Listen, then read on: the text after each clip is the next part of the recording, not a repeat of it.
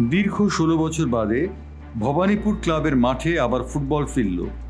Kolkata premier division football লিগের খেলাগুলি ভবানীপুর মাঠেও এবার অনুষ্ঠিত হবে। বৃহস্পতিবার সন্ধ্যায় ভবানীপুর ক্লাবে একটি মহতী অনুষ্ঠানের মাধ্যমে এই খেলা ফেরার সূচনা হলো। উপস্থিত ছিলেন ভবানীপুর ক্লাবের চেয়ারপারসন শ্রী স্বপন সাধন বসু, যিনি ময়দানে টুটু বসু বলেই পরিচিত। তিনি মোহনবাগানেরও সভাপতি। উল্লেখযোগ্য যে ভবানীপুর ক্লাবে একটা সময়ে দীর্ঘদিন ধরে কলকাতা মাঠের খেলাগুলি হতো, কিন্তু দীর্ঘদিন ধরে তা বন্ধ ছিল। শেষ পর্যন্ত ভবানীপুর ক্লাবে এবারে খেলা দেওয়ার ব্যাপারে উৎসাহী হলেন আইএফএ সচিব অনির্বাণ দত্ত, এবং তার চেষ্টাতেই ভবানীপুর ক্লাব আবার ফিরে পেল তার ফুটবলের জৌলুস। অনির্বাণ দত্ত চেষ্টা করছেন কলকাতার ফুটবল লিগকে আকর্ষণীয় করার। ভবানীপুর মাঠে খেলা দেওয়ার মাধ্যমে তিনি আবার নতুন করে কলকাতার ফুটবলে একটি জোয়ার আনলেন, তা বলে দেওয়ার অপেক্ষা রাখে না। ব্যুরো রিপোর্ট, বাংলার পালস টিভি।